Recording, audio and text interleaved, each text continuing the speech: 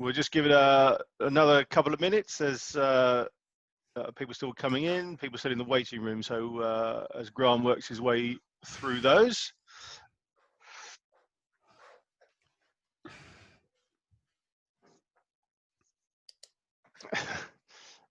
Hey up, Mr. Ibbotson. He didn't get his strawberries and cream last week, though. Did he not? No. Oh dear, oh dear. Okay, how are we doing? Oh, excuse me. It's not the COVID cough, it's curry noodles gone down the wrong hole. I was suffering earlier, but at least that's what I'm going to tell you anyway. Well, I think I'm socially distant, so I think that's okay. Okay, how are we doing, Grant? I think that looks like pretty much everyone is in. Okay, good evening all. I hope everybody is well. Hope you had a good week. Obviously, I wasn't here last week, but I haven't yet had a chance to watch the talk from Chris Lintop, but I hear it was really very good. So I will look forward to catching up with that one during the week.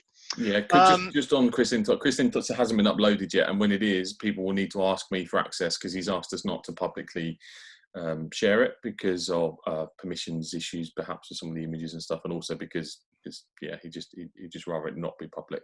Okay, mate. All right, thanks for that. Clearly, I should have checked on that before I make those sort of statements, but I will indeed follow the rules as they say. Okay, so hopefully you've read the blurb on the forum page about what tonight's about.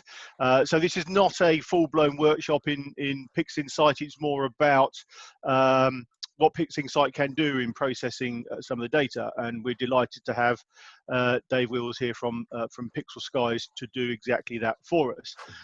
Hopefully you've had a chance to look at the Pixel Skies website and see some of Dave's amazing images, and now suddenly we all realise how poor we are at this sort of thing. Well, certainly I do anyway. So this would be good to see. I'm going to let Dave introduce himself in just a second, but I'm going to pass over to Grant first of all, who's got a bit of an update for us on the Ikarus Observatory. Yeah, so that's kind of what tonight's all about. Is the Ikarus Observatory setup that we put over in Spain the back end of last year.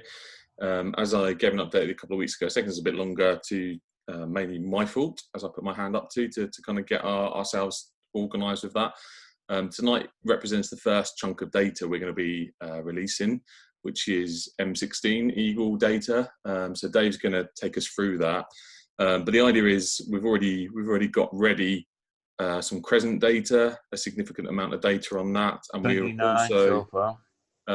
we're also a big way through M17 and goes to Cassiopeia IC59, I think it is. So what you should see after today is a steady stream of data being released, probably once a month.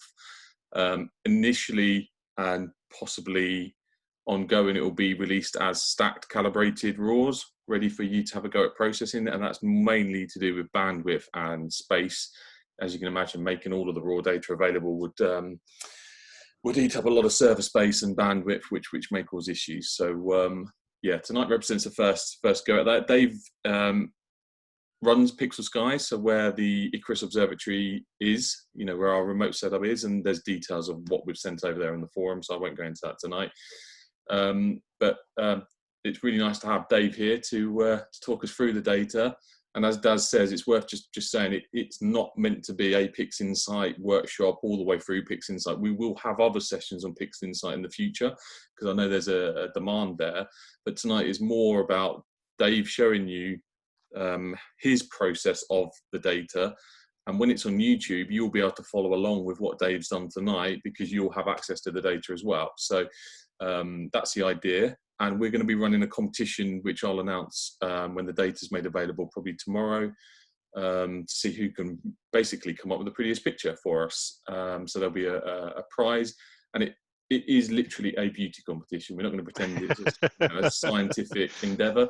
It's who can get the most and make the prettiest picture out of the data so that we can use it, to promote the telescope and the equipment we've got out there. So that's the idea, and I'll post up details about that tomorrow. So I'll hand over to Dave now and shut up, and thank you very much. just before Dave, just before you kick in, Yeah. when it comes to questions, what we're going to ask guys is, guys and girls, if you do have a question, put it in the chat if you would. Not that we don't want you to ask a question, but otherwise it would just interrupt the flow a bit too much, and then Grant and I will pull those out as we go. And then if there's any outstanding questions at the end, then we'll open up the floor as we would do normally. So, okay, Dave, over to you then, sir. Okay then, hello everyone. I'm David Wells. I'm part owner of Pixel Skies, also work at IC Astronomy. And then, as Grant said, I'm just going to be running you through some of the processes that I've done on the data that he's going to be releasing. You're going to be just getting the masters, so I'll start you off from showing you the individual HA, S2 and O3.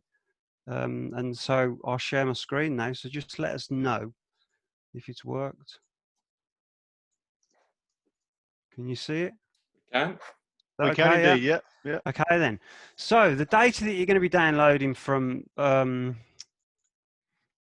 think, is it the website or is it going to be directly from Stargazers Lounge? What we'll do, we'll start a topic on the forum with the data probably tomorrow now. And I think you said you're also going to share the project file, aren't you, Dave? Yeah, so all these project files, they're going to be open and they've got brief descriptions on what I've done, you know, very brief, just to sort of, so you can follow it along and then see what you can make out of it. So you should, and essentially you should be able to do exactly what I've done with all the project files, the History Explorer. So yeah, but I'm going to run through that tonight anyway. So you should, once Grant puts it on YouTube, as he says, you should be able to just follow along. So this is the master HA data. So this is after the stack, which is very clean. You know, you can't get better with the great skies of Pixel Skies. And then you've also got the S2, which is another good set of data. I think Grant's going to be releasing, you know, the integration time and what's been stacked with when it's released. And then we've got the O3 as well. So I'll just give you, can you see that okay? Yeah. Perfect. So if I just move you this, so on the left-hand side, you've got the SHO. So I'm basically going to show you from aligning each image, so registering the S2 and the O3 to the HA. So basically star aligning. So we'll get that up on, these are the two images that we're going to be, well, that's actually included in these processor icons. So star alignment first. So the reference image is the HA. So we're going to be aligning the O3 and S2 to the HA. So you pick the HA as your reference image, and then you just add the target images, S2 and O3. And then you will come to, you get this. So that is essentially after the star alignment. So you can see what you've got. Pretty good data, pretty good detail. And then channel combination. So when the HA and the S2 are registered, it actually aligns the stars with the HA. So you can essentially overlay that and it'll be all within alignment. So then you obviously get this process and start it off, and then you end up with this image. And then if you see, there's an History Explorer on this, and this is what we've actually done. So initially you get it and it won't be stretched, so it's linear. So what you've got to do, you've got to stretch it to non-linear. Can you see that? Okay. So you end up with this.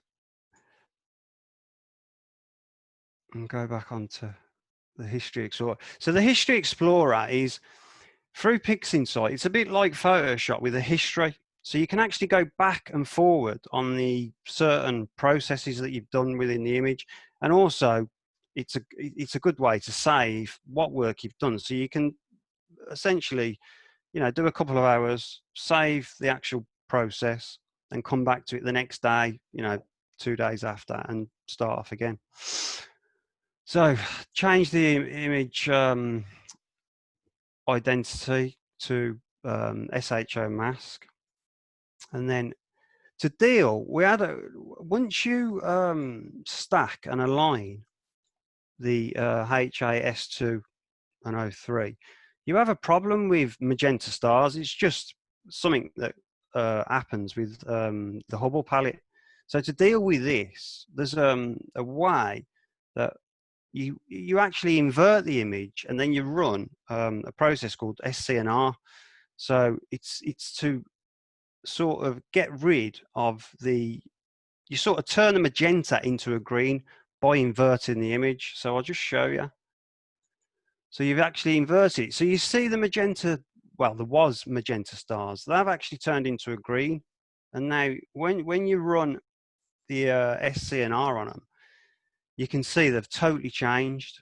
I mean, I'll show you a quick. That's the actual setting. So tonight, everything's going to be mainly left in default to make it easier for someone that's probably not even used Pixinsight before. The only thing that I have changed default from is obviously the star mask, because that's all to do with individual images. So, but if I've got time, I'll run you through that after, but I'll get through the actual process of the image first. So after that, go back to the History Explorer. So we uninvert the image, and now you can see the improvement. So from the magenta stars, no magenta stars. And then I ran it again on the whole image just to improve the color palette. If you can see, can you see that on your screen, guys? If I zoom in a bit, can you see that? Yes, yeah, you can see the green. Yeah, the change. So this is just to improve the color palette. It's individual. So now, if we go, I'll just show you the actual. So the next one was the so where are we? So we're on SCNR. So histogram. Daz's computer's just crashed. He'll be back in a minute. Oh, has it?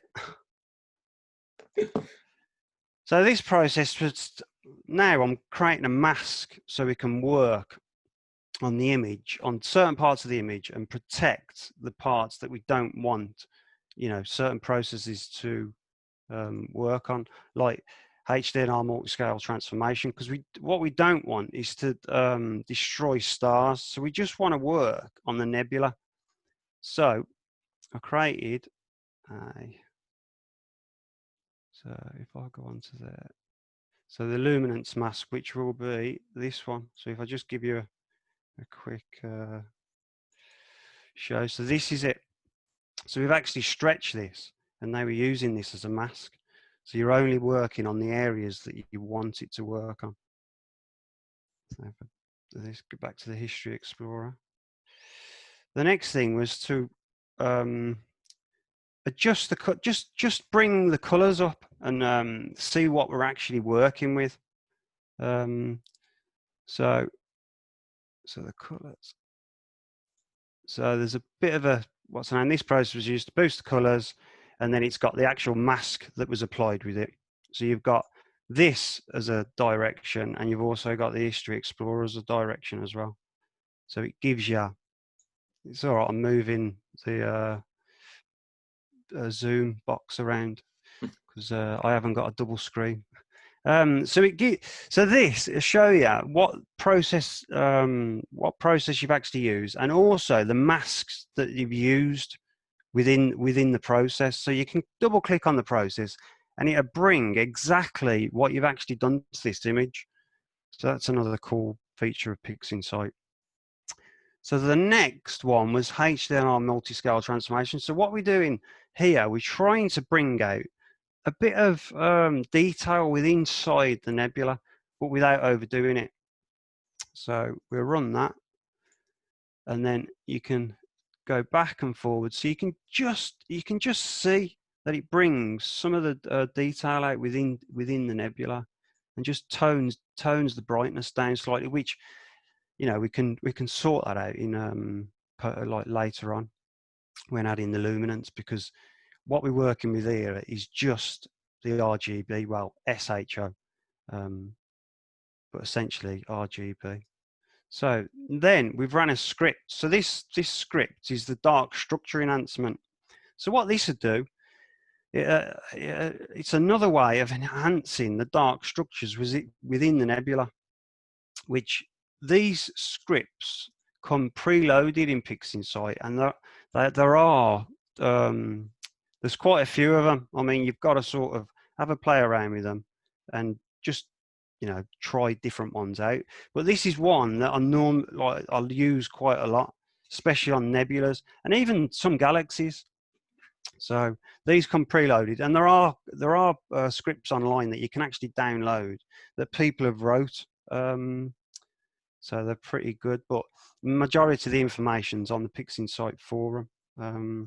So we've got dark structure. So what we've done now, we've used curve transformation again with the luminance mask. So if we just click on that, and you can see the difference. So back and forward. So it's slightly brought the colors up again without, you know, overdoing it, because you can do things in little increments. You haven't got to just, you know, do it in one go. The next one was invert again. So we're dealing with the magenta stars again, because they are starting to creep back in, as you can see, you know, around there. So we've done an SCNR again, which has toned down. If you can see, if you look at some of the, if I zoom in, so these stars here, so forward, and it's a subtle change, but you can actually tell in later on in the process. So now we'll uninvert it, and then that's the image that we've got after doing that. So I'll just run. So before invert and then after. So this is what we're left with, which, you know, at this present time, it's looking, you know, pretty decent. Done no noise reduction or anything, no star reduction, just simple processes. And that's one of the main things you've got to try and do with Pixinsight, is keep it as simple as can, because you can overdo it. I mean, I'll probably show you I'm going to show you later on where I've sort of sharpened the image, because I weren't too sure on how well it was going to show on screen via Zoom. But what I'll show you later on as well, we can tone stuff like that down by sort of blending various images together to get sort of like a opacity in Photoshop, but it's with a process called pixel math. So, you know, there's a lot of information online that you can get within it. So now we've gone back to curves transformation and then used a starless image. So here we've used a process called StarNet.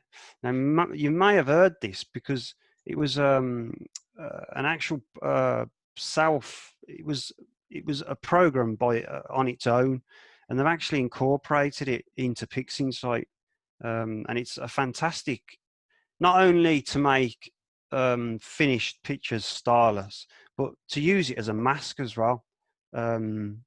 So you can actually just isolate that area without even altering the stars, which one of the main advantages of that is, you know, you're not blowing the stars or altering the colors or anything. So, but I'll show you one of the masks that's been created from that. So we've got, the first is this one. So this is a starless mask. And when you're working with masks, it's better to work on a luminance. So what I did with that, I extracted. That's incredible, that script, isn't it?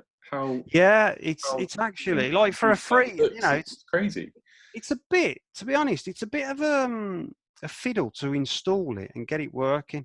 I found anyway, whether it's to do with my PC, I don't know, but I had to install it because you can come up to the scripts and then you've got featured scripts and then you can like add. So you have to load it into the actual Pixinsight files, and then you have to it sort of scan all the files, and it pick up some of the new ones. For another instance, there's a game script which is pretty good, which we've not really delved into, so cancel that. So yeah, I mean, you can still see some artifacts that have been left with it, but you know, it's for a one-click process, it's pretty darn good. I mean, you are losing some of the detail within the nebula, but we're not worried about that because all we want to do is you can use it for just adjusting the colors within the nebula and not touching the stars. But yeah, I mean, that's the RGB image. And then I'll show you the luminance. So this is a luminance extracted, and I'll quickly show you how to do that. But yeah, it's a great tool. I mean, it looks a bit cleaner than the RGB, obviously, because you haven't got the remnants of the where they've taken out the coloured stars. So to extract a luminance, I'll just go over this quickly. It's pretty simple. It's one step button. So you just at the top you can either extract. So that's it. Simple as that. And you can obviously mess around with this. So you can protect. I mean, I'll just use screen transfer function, for instance. You can protect or isolate just the nebulas, or, you know, the center of the nebula, so you can actually darken the background. And then with the screen transfer function, it's sort of, you know, it's a live preview. So you can, and then what you can actually transfer this setting by dragging the process icon and then applying it to the histogram transformation, and then it'll give you the actual stretch that you're going to be applying to the image, for instance. So that, and it'll go pitch black, and then unstretch, transfer, like reset the transfer function, and that's what you can be doing. So just to show you how powerful, you know, StarNet is, it's a great, it's not just to make pretty pictures, it's actually to, you know, it's a tool to make masks as well. So we'll get rid of that and then minimize that. So on to the next one. Let me just move this box across. I've so got to get a twin screen set up. Right, so now we used SCNR again to reduce the greens within it, because one of the things with the Hubble palette, obviously, the HA is so dominant that it produces green images. And then, you know, some people like to, you know, process their images that way, but it's all personal preference. So what we've done now is, if you can see, we've actually taken out the green. Now, it'll say there that we used the starless mask. So we protected the background and just took it out the nebula, but we'll deal with the background color after, because obviously you can invert the mask, and then, you know, I mean, the background looks perfectly okay as it is, but there's a slight adjustment that I did do to it. So next one we've got is unsharp mask. Now this is personal preference. So I like to sharpen some of the image and then sort of blend images towards the end of the process to get your final image. But I'll show you that at the end. So so there's another way you can actually go through the History Explorer. So you've got a forward and back icons at the top. So can you see there, undo unsharp mask, and then redo unsharp mask. So you can undo that, and you actually see it's a slight tone, just adjustment. just to bring some of the detail out in the, if I just zoom in a slight bit more, can you just see that? Is it coming across okay? Yeah, yeah. Yes, it is. It's only a touch. And then I've done that 2 times just to bring the dark nebula out and some of the detail around the It's worth saying, isn't it, central Dave, image. that with all of this stuff, it is personal preference, isn't it? The amount of Yeah, shards. yeah. I mean, I never look at an image and say, you know, that's not a good image, because, you know, that person's processed it and it's what they like. You know, who am I to say that it's, you know, badly processed or anything? So, yeah, I mean, like you say, it's personal preference, but it's a good tool. And also, I use the starless mask again, so to isolate the stars, so we're not over sharpening the stars either, because we can do them at a later date when we create the star mask. But yeah, it's a very good tool.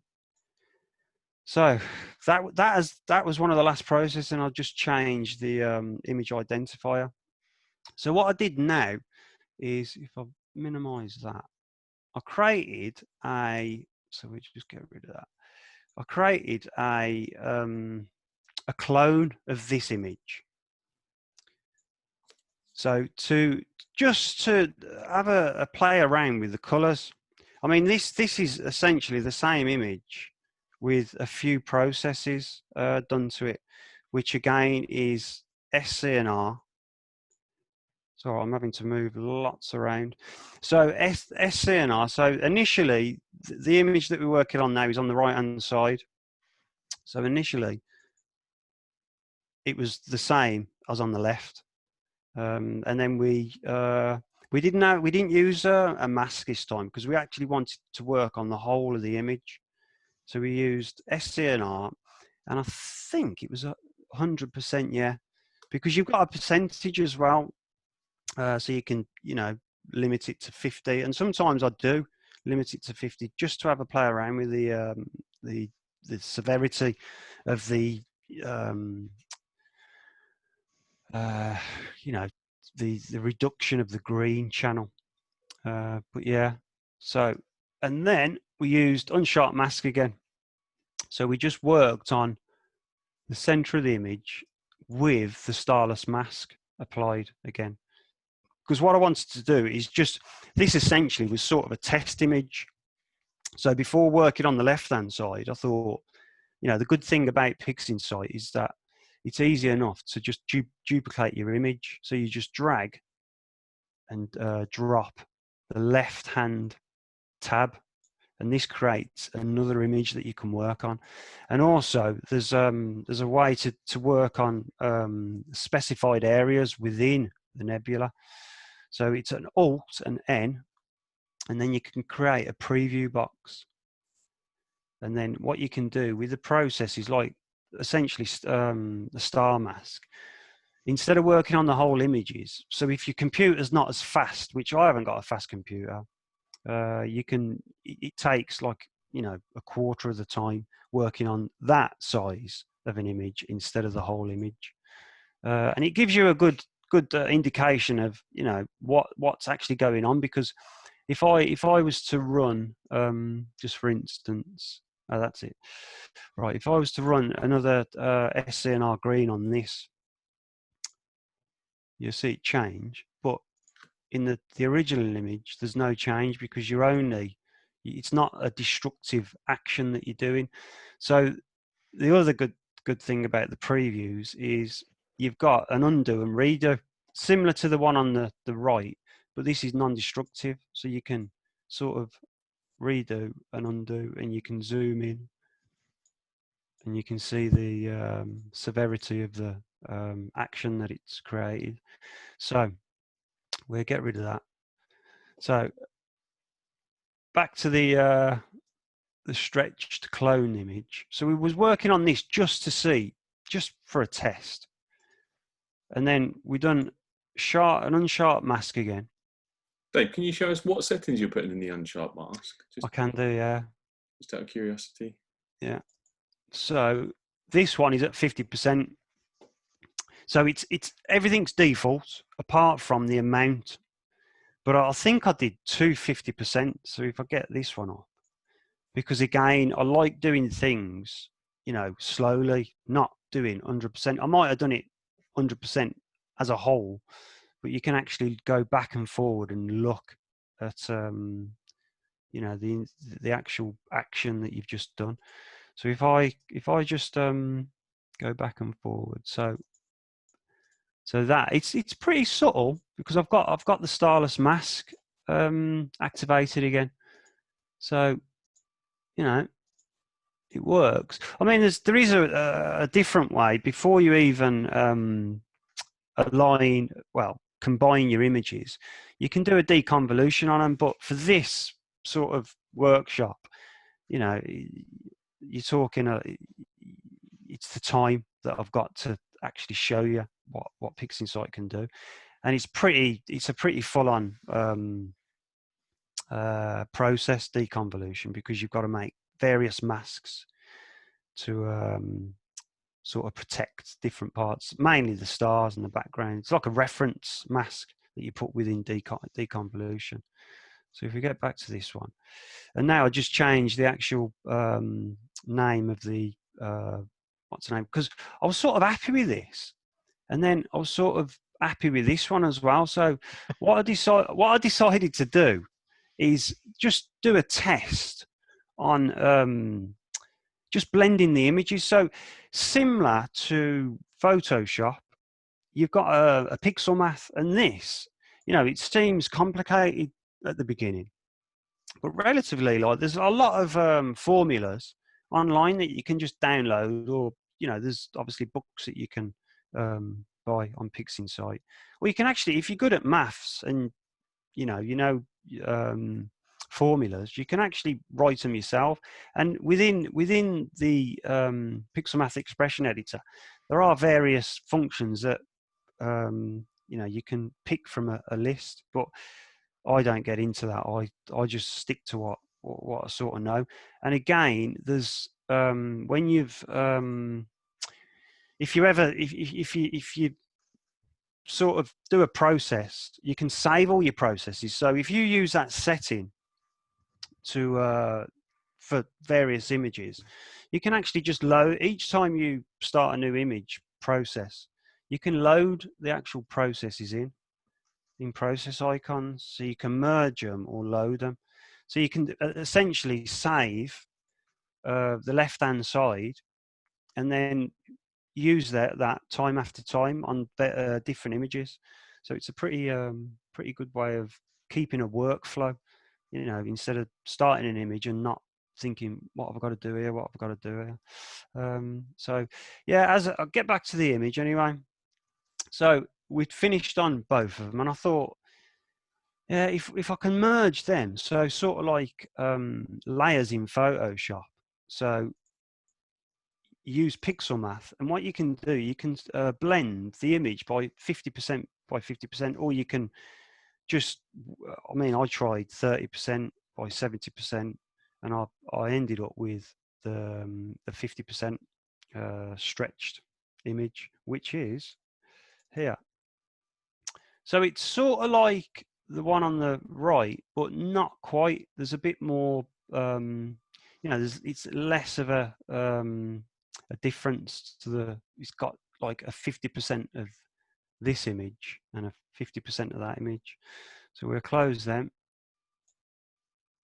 So that's the finished SHO image. So essentially RGB, what you'd call a broadband image, which, you know, it looks pretty darn good.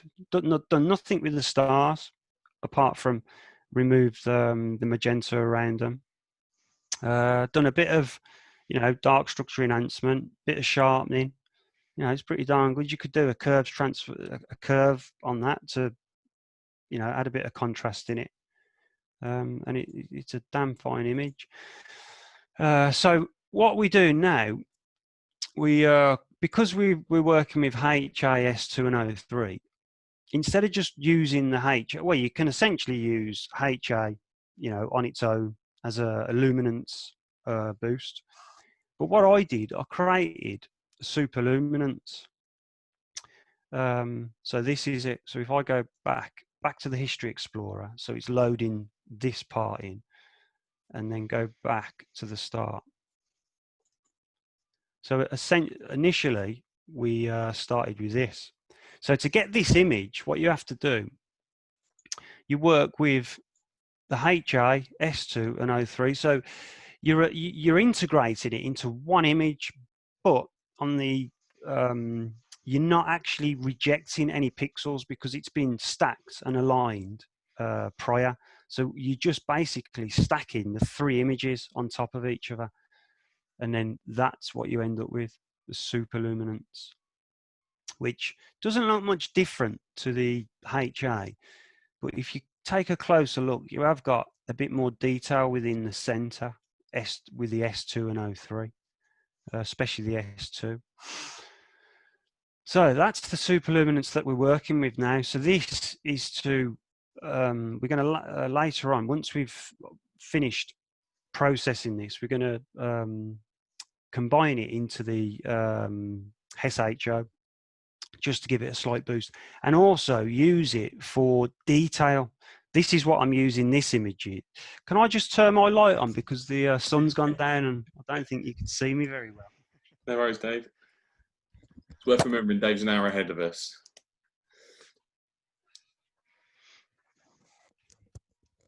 That's better. I can actually see now. So, so this is essentially, I'm only using this as for detail and a slight enhancement into the brightness of the SHO image. So if we load the History Explorer,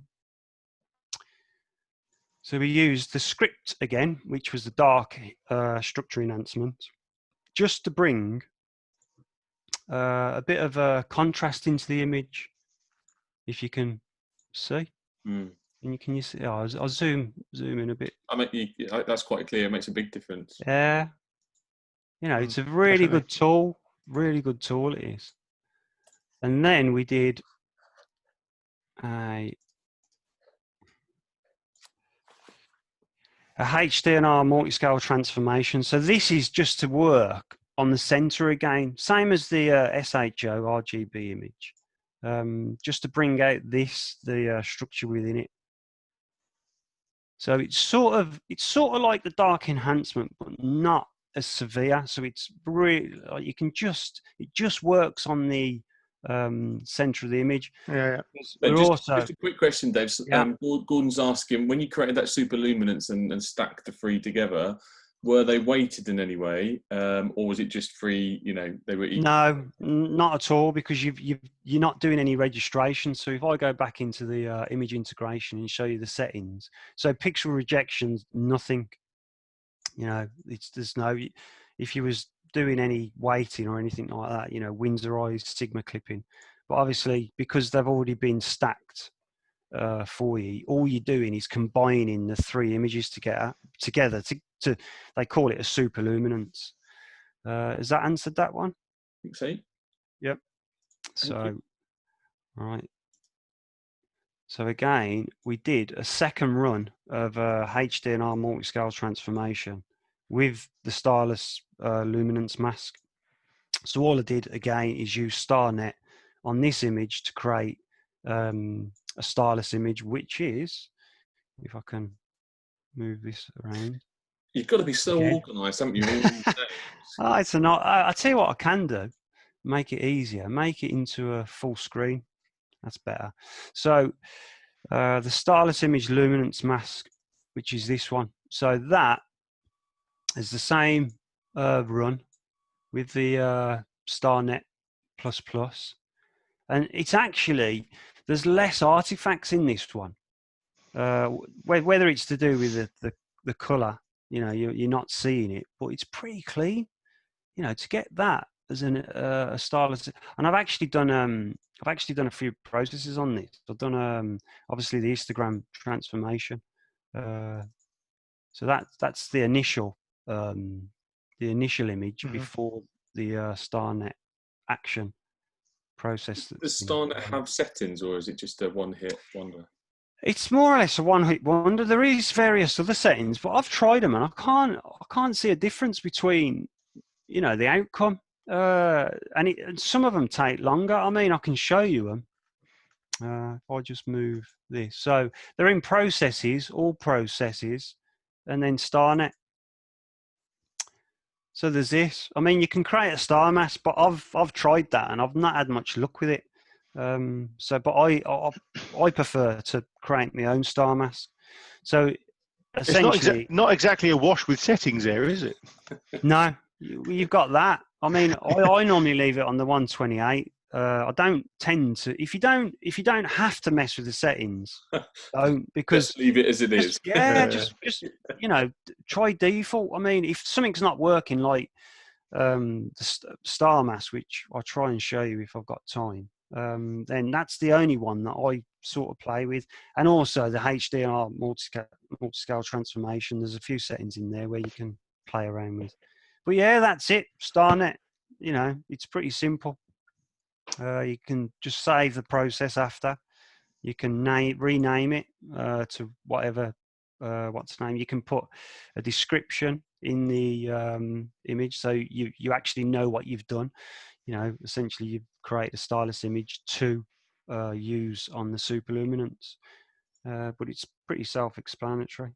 So yeah, so we get back to the superlume stylus, so you can actually see it. It's you can see where the stars have been taken out, but there's other ways to do it as well, but I find this one the easiest.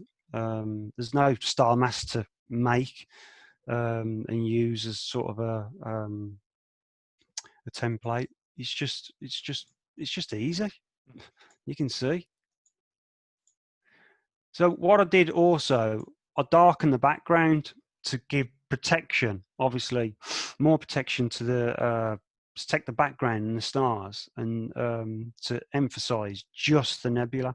I mean, but you can actually see with a starless image, you can actually see more detail, because it takes the starless image, the stars sort of take your eye away from it in a way. But you can see all the structure within the superluminance. I mean, I've not actually tried comparing just a straight HA luminance to what's the name, but that would be an interesting way of actually seeing what the S2 and O3 bring to the party. But yeah, it's pretty. I think that's a cool image in its own right. Yeah, but you still lose a bit of the nebula, but there's probably a way of getting that back or changing the settings. But I mainly use StarNet for mask making and protection. Yes, but yeah, it's pretty cool. So that's the mask that I'm using on this one with HDR multi-scale transformation. And the only thing I've changed in the HDR multi-scale transformation is make the adjustment to the lightness and a lightness mask as well as added protection. But everything else is default, so you can reset each individual process on the bottom right hand side where you can see reset. So you see it reset, but I've not changed any of the iterations or number of layers or anything. I've just left it as default.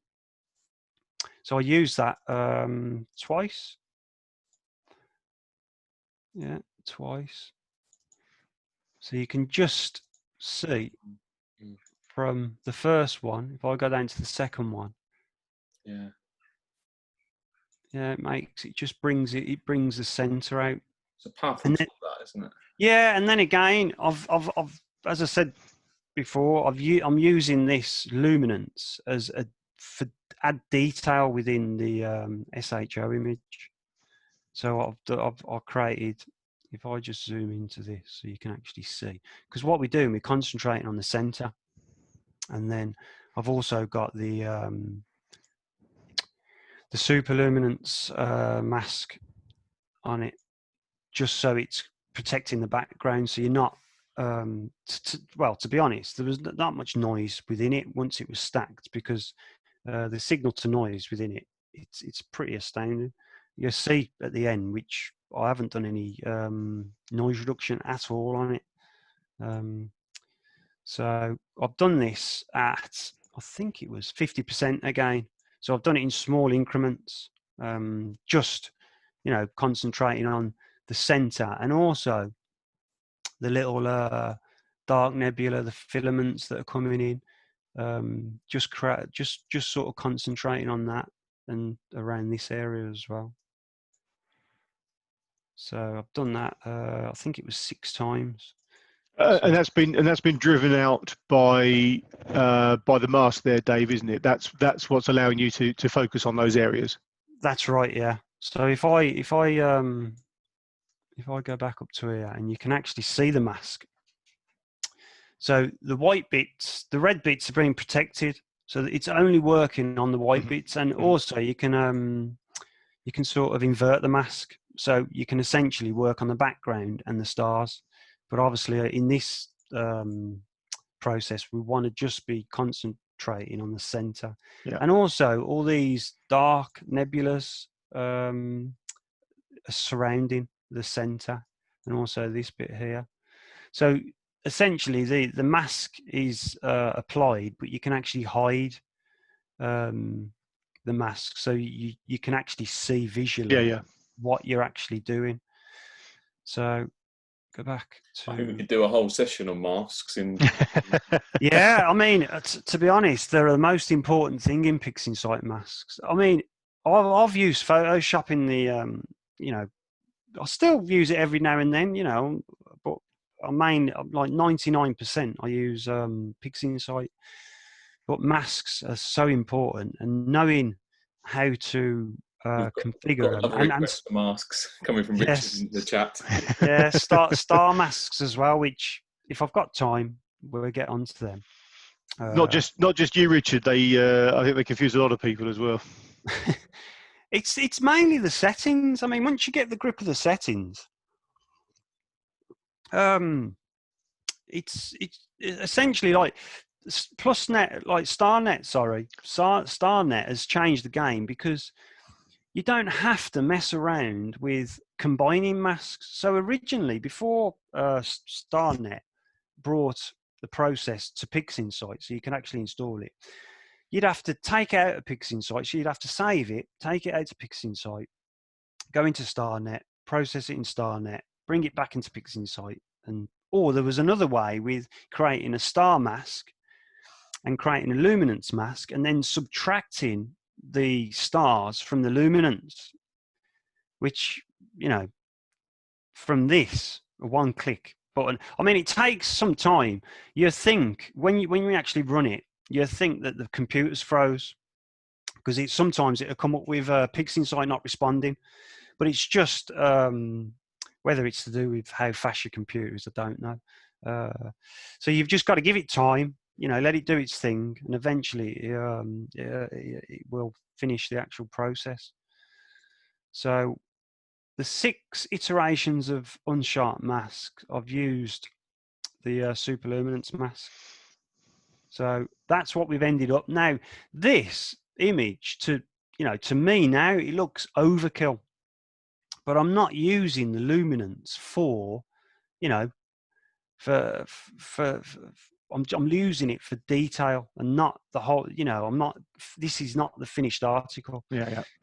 So that's actually finished. So you can see on the middle column where you can see image integration. That's all I've done to the luminance. No star reduction or anything. No noise reduction. Just straight, bringing the detail out. Because if I show you the center before unsharp was applied, you've got hardly any detail inside the nebula to add to the SHO, essentially the RGB image. Can you see? I mean, you can see the artifacts around some of the stars, but don't worry about them, because what we're going to do in the process, once we combine the luminance with the SHO, we're going to use the SHO stars and overlay them. So you won't actually see the artifacts because you've only got the SHO stars in there. You've not got the LR. Well, let's call it LRGB, but it's SHO. So you can actually see the difference that it creates, and you can use deconvolution, but I find unsharp mask a pretty powerful, easy tool to start with. Someone starting out in Pixinsight, do it the easy way to start off with. Don't try and, you see some of the YouTube videos telling you, showing you to do this. Just baby steps and jump back and forward from Pixinsight and Photoshop, because if you're used to a person that's used to Photoshop and you start out on Pixinsight, it is sort of like pulling your hair out. So don't just say, because I brought Pixinsight, that's what I've got to use. Use whatever works. I've migrated from Photoshop to Pixinsight, back to Photoshop, but now I essentially use Photoshop for all of my processing. The one thing I will say, which I think there's been talk about Pixinsight bringing a layer processing. Now, they've been talking for quite some time about it. I think it's more to do with people constantly asking for it, because layers are a powerful tool, and you can do that with pixel math, but obviously you're diving into another process on its own, so it's making it more complicated for the user, and essentially someone just wants to acquire the data and process the image without spending. Sometimes I can spend like a week or even 2 weeks. I'll process, I'll leave it for a few days, I'll go back, and it looks totally different. So I'll carry on from there. So it's best to just really process your image over a couple of days or even a week, if you can wait that long to get it out there and show what you've got. So that's it. So now we're going to work on the LRGB combination. So we're going to use the LRGB combination. So what you've got to do to actually make this work, because you can see you've got the L, R, and GB, but on the superluminance you've got the L. That's not a problem. But on this one, you've only got an SHO, so you've only got the RGB channels. So what we need to do, we need to split these channels up. It might seem a bit of a faff, but it's just the way that you've got to do it. So you come back up to the top left-hand bar, and can you see split RGB channels? Mm-hmm. So all it is a one-press process, one-click process, and now you've got your red, green, and blue. So I've already got these, so I'll reclose them because I've got them here. So you open LRGB combination tool up. You can click on. You can activate it 2 ways. You can either three ways. You can write it in, or you can pick from the image source. So you can go down. If you've got all these images open, you've got to go down. But the easiest way I've found is just get the tab on the left-hand side, top left-hand side, and drag it. And now, can you see there's a cross on the actual process? If you just bring that into the luminance, you can see there's a plus sign now. Yeah. So you just drop it, click your mouse, and then it, auto populate. So, for instance, if I just delete this to show you, so I'm adding so you have to open the image, get the tab, slide it across, and you can see a plus sign, and it auto populates in there. That's the easiest way I find. So once you've done this, and this is what I'm going to say now. This is the only noise reduction I've done, and it's on the chrominance. So this is just working on the RGB channels. So it's looking at the noise, which there's not a great deal, but you can actually see, you know, a bit there protruding, but not, you know, nothing major. But I always leave all this is at default. You can change the severity of your luminance and the severity of your RGB, so that's the color, by blending. But I've just left everything at default and just clicked on chrominance noise reduction. So you apply that, and then you end up with a luminance SHO. So what I'll do before I'll go back to the start. So this is what we got with the luminance. So you can actually see if I do a side-by-side comparison with this one. So what you can do with the two image windows open, you can actually match the windows between the two images by just dragging the left-hand tab and dropping it on the left-hand top tab of the image that you want to match the corresponding Never knew place. Oh, didn't you? You do now. So this just lets you see, you know, the difference of the image. I mean, this one now, if you look at the stars, they look a bit too over processed and, you know, sharpened too much for my liking anyway. Someone might be, you know, happy with that, but you can actually see if we just come into this bit here where you can see a bit of detail within the nebula. So you see left and right, can you see a good comparison? Yeah, definitely. Yeah. I mean, it looks overdone with the stars, and you will see as well, because we sharpen the luminance really, really severe in my eyes, but we was just trying to get the detail out. You see, like it's created an artifact within the center of the star. Yeah. So we're going to deal with that at a later date. So we've got pixel math. So this is what we're going to deal with, how we sort of transfer the stars from this image to this image. So bring the History Explorer back up. So that's the LRGB combination. Now we've got pixel math. So pixel math is the expression. So all that we've put in the expression is this image here. So SHO, stretch, blended, because we've used pixel math to blend two images together. And as I say, you can name these images whatever you know, whatever you like. It's just that I like to put everything within it, so I can, when I come back to process them the next day, you sort of understand. And then also you've got your so up here you've got a description of this process is used to transfer the SHO stars onto the superluminance, so the super L SHO. How are we doing for time? Are we doing all right for time, or are we running a bit late? Yeah. So sorry, Dave. Just a quick question from Ian. What mask is active on the image for this one? I was just about to tell you. No.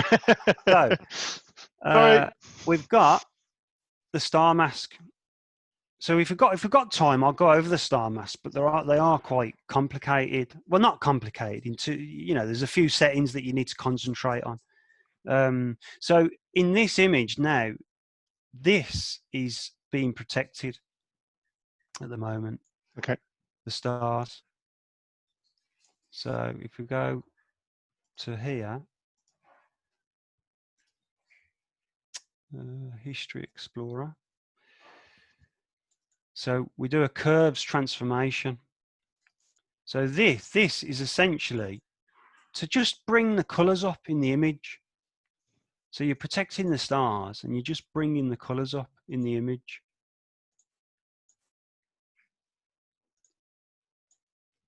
And then the next one was another curves transformation. But what I've done here is like essentially I've created another mask and darken the background to protect the background a lot more, because what I did was boost the colours on the image. But I think I've gone too far in the step. I think that's it. So the stars now. After that, so can you see the difference with the stars? So this is after the pixel math. This pixel math expression. Sorry, Dave. Can you just go through that pixel math expression again and what that did? Yeah. So all it's doing is it's essentially these stars within this image. Essentially, it's transferring this image on top of this image, but because the rest of the stars have got the star mask on, so it's not touching any of the background image. It's only working on the stars. So if you look, that the pixel math would take into account the masks, but that makes perfect sense. Yeah, because like the mask, it's the same as Photoshop. Once you put a mask in place, it's protecting it no matter what you do to it. Even stretching the image from linear to non-linear, you get like an artifact on it. So if we look, so this star in particular is really bad. And if we just see, we get the color back. So we're getting the color. So if we just transfer that onto there, and then, so are we finished? Do we understand about the pixel math? So all you're doing is putting the image that you want to transfer over the top of the target image, but you're putting the star mask to protect whatever you want to protect. So it's only seeing the bit that you want to transfer that image in. Yeah. So hopefully it sort of gets back to everyone else. Can you see? Yeah. You're getting the colors, absolutely. getting the colors back in as well. Yeah. I think it's just the way in which pixel math works is. Yeah, it's to be honest, in this session, it's really hard to sort of get the whole process because we're sort of limited with time, and it wasn't about that, to be honest. It was about what you can do with the Ikarus imaging data. So we've still got a few artifacts on the stars, but you know, I'll take that, to be honest, and we will sort of change that after. So I'll just close pixel math off. So now we're on curves transformation. So we're just boosting the color within the nebula, so you actually see it just inside the nebula. So if I just go back, see, yeah, can you see it? Yeah. And I think we've done two of them. So I worked on the actual nebula and then the stars as well. So to bring just a bit more color back into the stars as well. The squiggly thing in front of the mask, does that mean the mask is inverted when you do that? The squiggly things. So do you see? No, if you go back to History Explorer, yeah, you see where it shows mask, the mask name. Pixel math, it's star mask. Curve transformation, it's star mask, but with the squiggly line in front. Yeah. It means the mask is just flipped. Yeah, flipped and inverted. Well spotted, Mr. B. Someone know the name of the field. That's it. You're trying to put me on the spot. So we just changed the name to Loom SHO, which I should have done that at the start, but it's one of them things. And then we've done a few more iterations of SCNR. Then my computers seem to froze. Oh, no, you've crashed it. What have I done? Oh, is it back? No. Oh, it's actually shut down. It's all right. I'll be able to get it back. It won't take long. See, that was you, Darren. That was. Oh, God. It won't take long to get back. Tea break. Tea break or drink. I can actually show you how to load the actual process that we're going to be sharing. So I've done it deliberately, really. Yeah. So we've started with a fresh screen of Pixinsight. So what we're going to do now, we're going to load the project that's going to be shared with yourselves via Stargazing Lounge. So I've got the final. If you see here, I've actually saved it in increments. So when I've done the SHO, I've saved it. When I did the luminance, I saved it. And then when I did the luminance SHO, I saved it again. So always back up your work, because you never know when Pixinsight's going to shut down. It's my computer, to be honest. I need a bit of an upgrade. So if I what I've done, I've double clicked. I was going to show you the image, so I bought that. So yes. So if I just go into it, it's all right. You can't actually go into the actual process without. So if I show you in one of these, so if I show you the final, so once you save the project after you've finished, a couple of hours processing, you get these files. Now this is all the information that you've processed, your images. So this is where the actual data. This is where Pixinsight picks up that data from. Mm-hmm. I suppose it's a bit like Photoshop with the. You can save the whole project in that one window. But yeah, so I've loaded the earlier version of it. So if I go back, so you can overwrite these as many times as you want. So if I go into final, it'll just close all that down and reload the next project. Another drink. Show me a beer. Oh. Any questions about anything else while this is loading? There was a couple of other people that also really appreciated the matching trick that you showed. The same. That was very handy. Yeah, it's just a good way of looking at, and you can actually. There's another way I'll show you as well, which is pretty simple. Steve Clifton suggesting there could be a market in addition to remote imaging, remote processing. Well, we actually offer it on the actual website, but I didn't want to plug it because this is about. Feel free. But just go over to the website and just take a look, and give us an email. But yeah, so it's a big file. This is so the file that I'm going to be actually sharing with you. It's something like 3.75 gig. Whether we can reduce that by compressing it, I don't know. But you have to speak to Grant about that. Yeah, we'll sort that out the next day.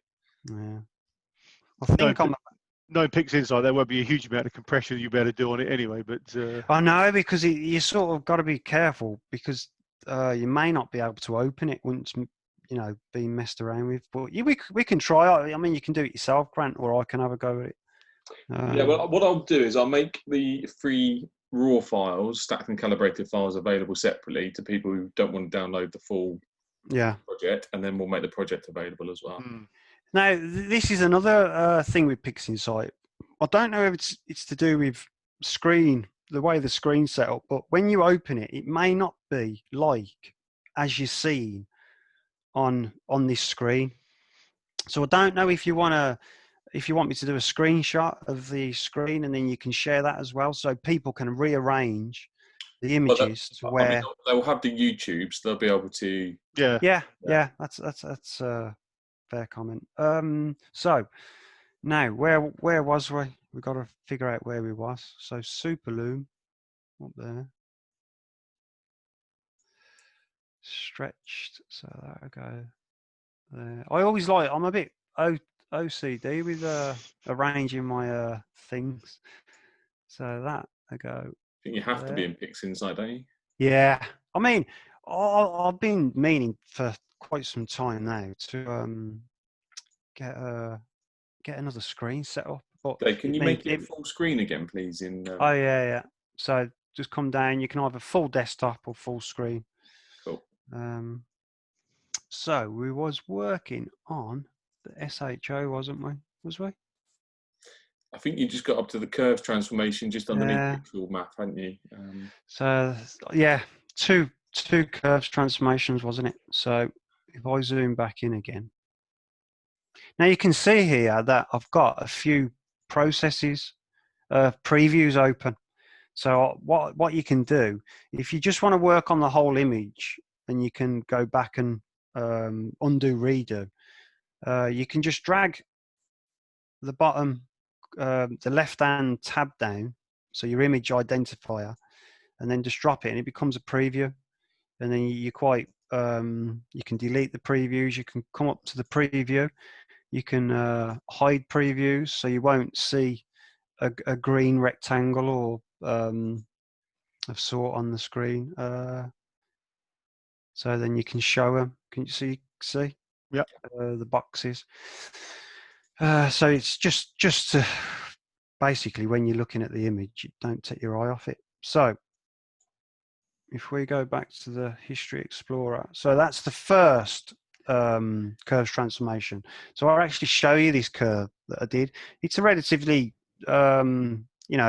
simple saturation boost. You just got to play around, obviously, with the previews. So this is an actual preview. If I just stretch that a bit more, so you actually see it.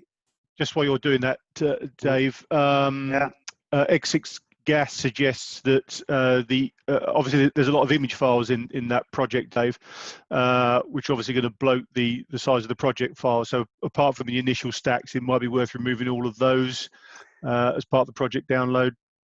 Yeah, I mean, I suppose I could leave the finished image, but mask-wise, whether people want to be able to look at the masks and make their own mask, but use that as a sort of I mean, they could essentially, I could screenshot them and send them that way. I don't know. Maybe I'll have a word with Grant about it. Yeah. At the end, or because these are pretty important. These are. I mean, they're pretty. They relate to the processes that I've done. Okay, yes, because they'll be named as part of those processes, won't they? Yeah. So, I mean, they're more than welcome to create their own masks. And let's see how we do, Dave. We'll start with the whole thing, and if it's an issue, then we'll dig into it a bit. Okay. So, but thanks, Ian, for the suggestion. Yeah, we'll. I think there's some elements we can look at. Yes, some of it, like the RGB, I can get rid of that. And maybe like the test images. Yeah. So this is the preview that I'm working on. So it's non-destructive. You can undo, redo. So you can see the severity of that saturation boost. It's well overdone, but personal preference again. So if I close that down and go back to working on this image, back on this one was just working on the stars. I think it was the blue. So I had the blue mask because I wanted to reduce. No, that's a different one. So I'll just give the stars just a boost in color, which I don't know. It's looking quite well, good. And then I changed the image identifier again, and then I've done some SCNR again just to reduce the green. I think I only done like 75% on that one. And I think I did that again on the same one. So 75% again. And then we finished with this one. So what I did then, I'd done the same as what I did with the SHO, the RGB. I created a clone of it just to test and work out on this, just because I didn't want to destroy anything that I did on this image. So it was just playing around with it, really. I mean, that, essentially that is probably, close to a finished article as what I'd do. But I think I wanted to try a bit of, morphological transformation, which is reducing the stars, which I should. No, it's not in this one. It is in this one, the test.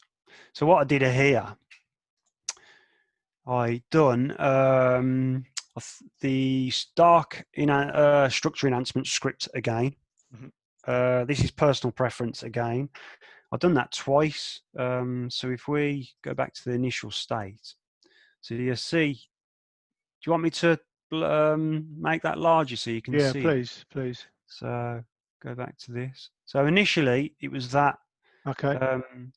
With these scripts as well, with the dark structure enhancement, you can't use a mask with it because it'll throw an error. It's just one of them things. I think what it does, it uses internal masks. So if you put a mask on it, it can't use its own internal mask, and it just throws an error. So you can't. The only thing is you can change.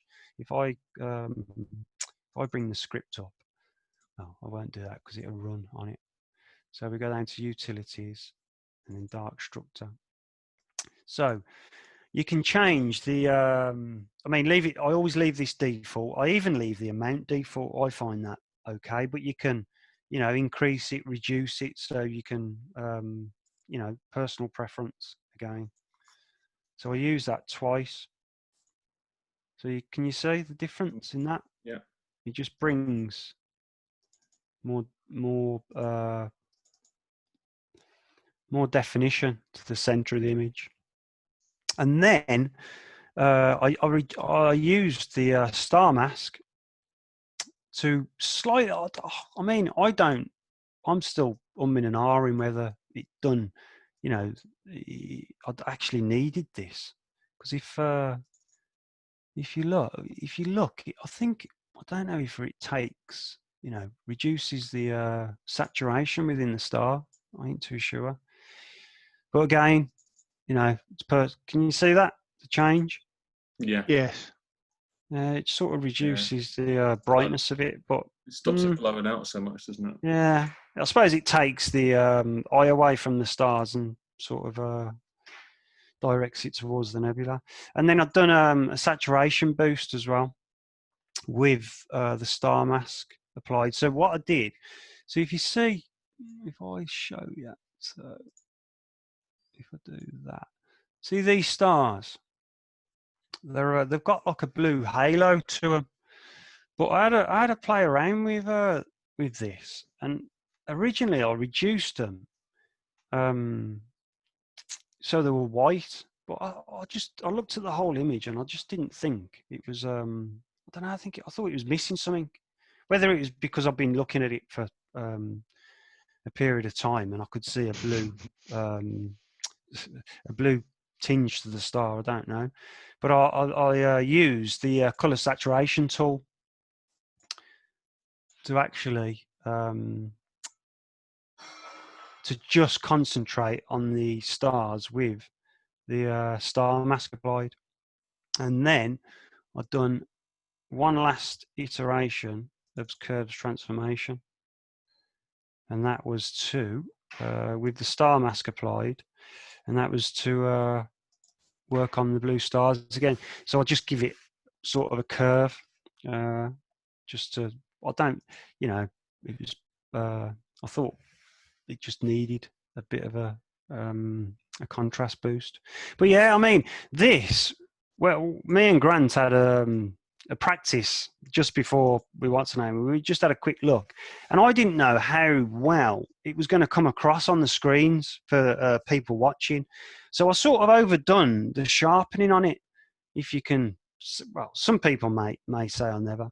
But what I did after having a chat with Grant, it's not going to be saved. So what I did, I'll show you this. Have I got time to show you this, or do you want me to? You carry on. No, you carry on, Dave. I mean, if people want to back off, they can. We won't be offended. But yeah, so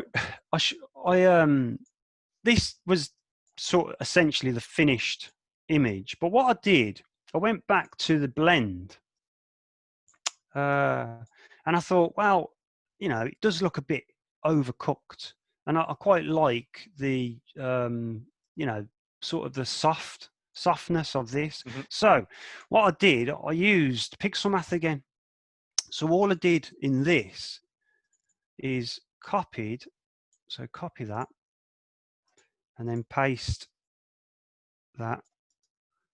So this is one of the other benefits of pixel math when you save the actual process icon. Done that wrong. is that you can just transfer images onto a previous saved. So paste that, and then there was this one. So I think, if I remember right, paste. If I remember right, I think I did 30% soft, so 70% sharpened to 30% soft. And then let's just check. So what you've got to look at in here, and I think I named it something like SHO. And then you've got different color spacing. So if you're doing a luminance, so if you're combining two luminants, you'd use the grayscale. But obviously, because we're working with an RGB, and that's the only thing I changed. And you can actually replace the target image, but I always create a new one because then you can look back and forth again, and you can name the image ID. I don't really tend to mess around with anything else in Pixelmath. And then you just apply it. So now I'll save this actually, and then re-update the project folder so people can look. So instead of having, let's just center it and transfer that onto that. So instead of having like a softy soft, I mean, what you could do as well is boost the color on the right hand side, but it doesn't make that much difference in my eyes. So if we transfer, so what we can do now is I'll show you how you can sort of look underneath that image without what's the name? So it's Control Alt page down. Sorry, David, missed that. You turned into a robot for a second. Yeah. Did I? Oh, yeah. Right there. Alt page down. That's it. So, can you see the difference between the two? So what's the key press? Control page down. Control page down. Cool. Control page down. So you can essentially swap the image back and forth.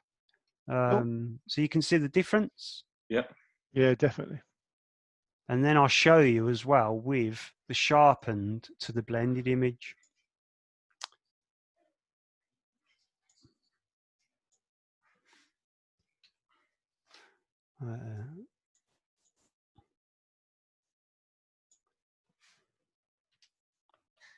You see it?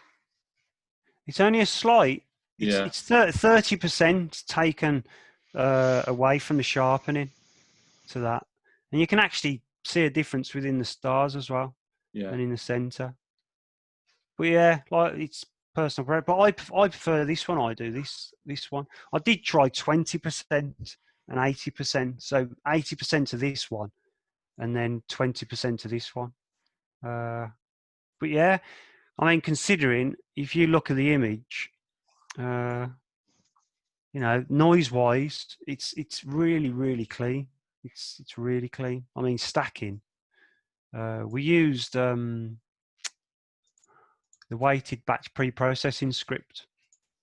Okay. So there's an actual there's two ways to stack in Pixinsight. You can use the batch pre-processing script which someone writ, or you can do the individual processes, which I don't tend to use because it's a bit long-winded and you want to make things quick and easy.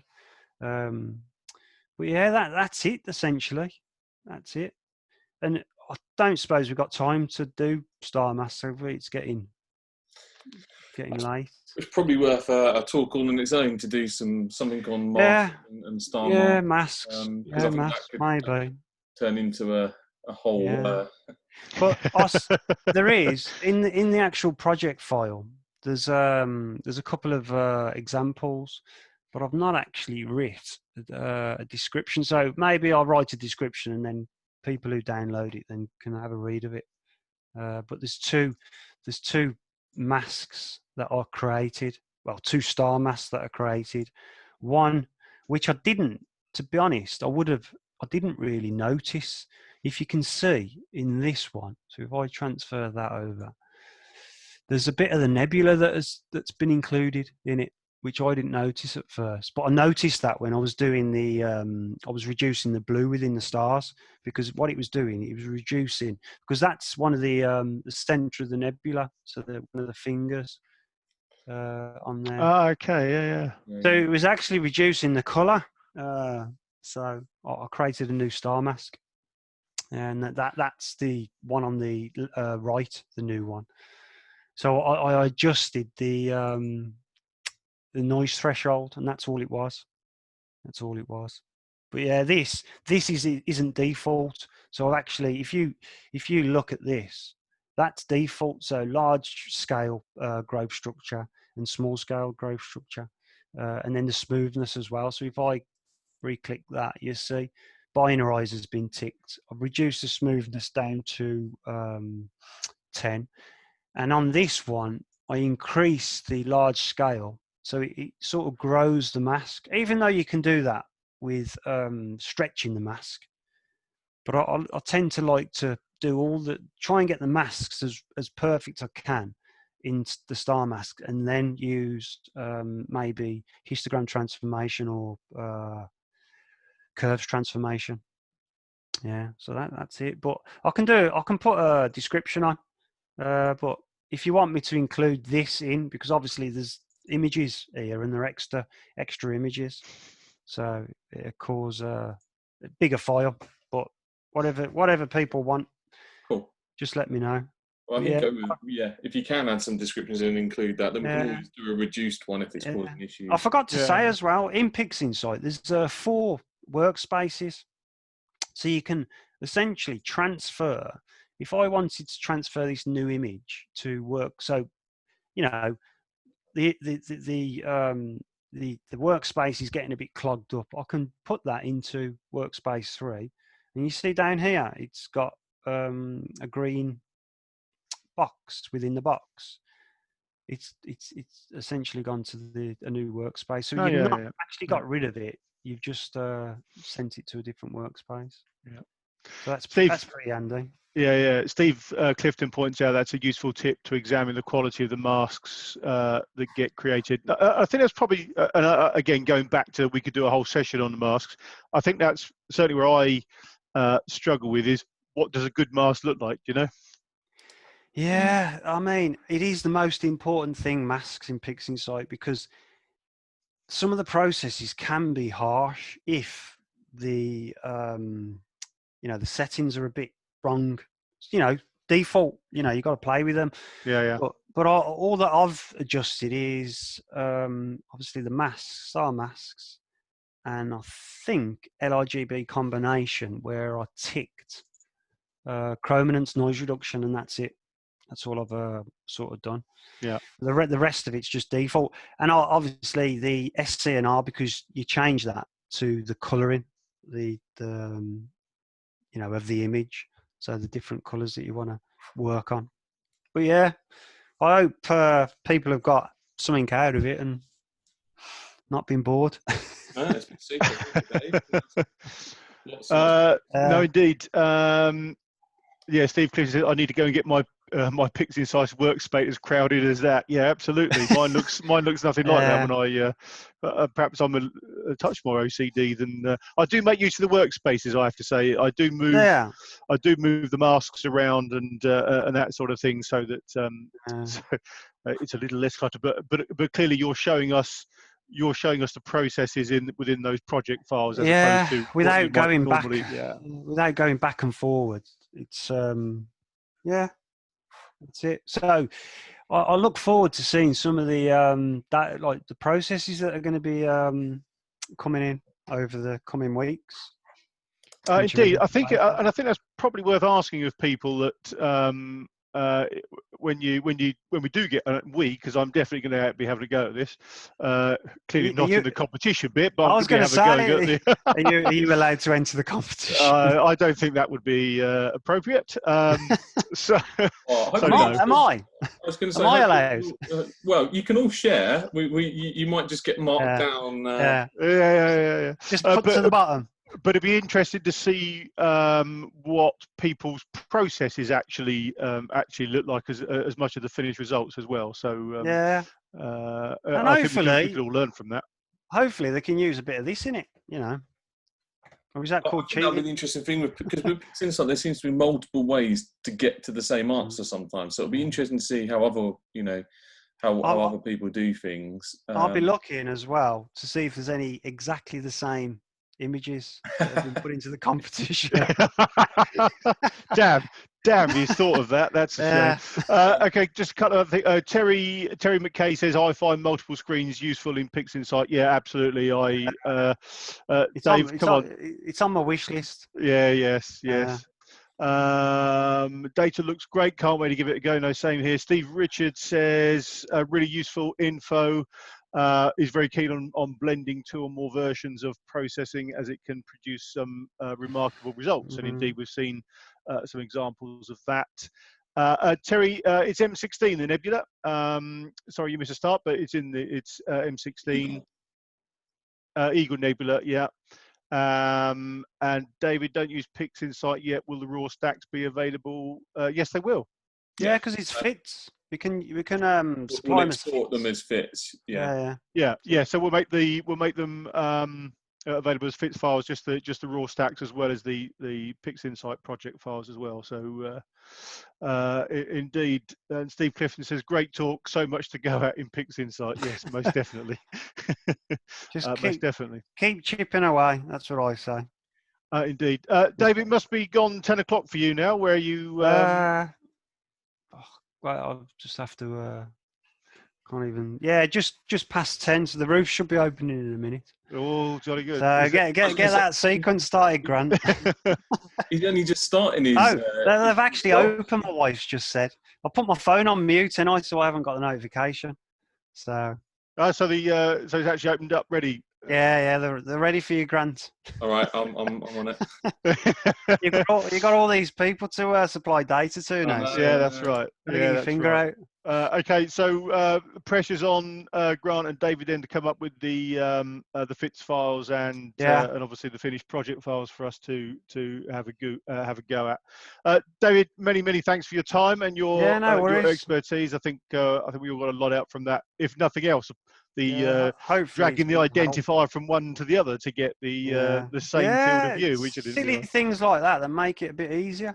Grant's well versed in little things like that on bits of software. Every time, especially the squiggly line. The squiggly line. That's the squiggly line. Yeah, well, I think that StarNet thing looks really interesting to have a play with. Yeah, and some of the blending stuff as well, and that dark structure script as well. There's lots and lots of things I'm going to go have a play. There's plenty of other ones to just mess around. Instead of just processing, just even if you finish the image, play around with some of the scripts as well, because I've never used that morphological transformation either. So it's there's a few settings that you've got to adjust in there, but not much. I normally just change the I think defaults at block structure or something like that. I just change it to 5x5 circular structure, and don't ask me why. I just do. So well-founded scientific reasoning. It works, and actually the amount as well. Yeah, the amount. So it's just very much, Dave. I'm sure we'll have you back for some more stuff in the future. Yeah, and it's really well to watch along. So thank you for. I'll try and come up with something else, especially masks, because you could probably do an hour on masks easily. Yeah, absolutely. Probably half an hour on just star masks, because they're one of the most important. Excellent. Excellent. So last comments, I think. Do continue to ask questions. David's obviously on the forum, but if you've got any more questions, fire them into the appropriate thread, and we'll obviously try our best to get them answered. And like I say, Grant and David will work on the FITS files and the project files and get those out to us as soon as possible, because we're all itching to have a go now. So I think that's it then, guys. I think. It is. I just wanted to say that the speaker next week is Anastasia Kokori, and she's going to be talking about exoclock, which is about finding exoplanets. So that should be very, very interesting. So hope to see you all next week. Excellent. Thank you all, guys. David, thanks very much again. Cheers for guys. everyone for watching. Thanks, everybody. Bye. Bye. Night all.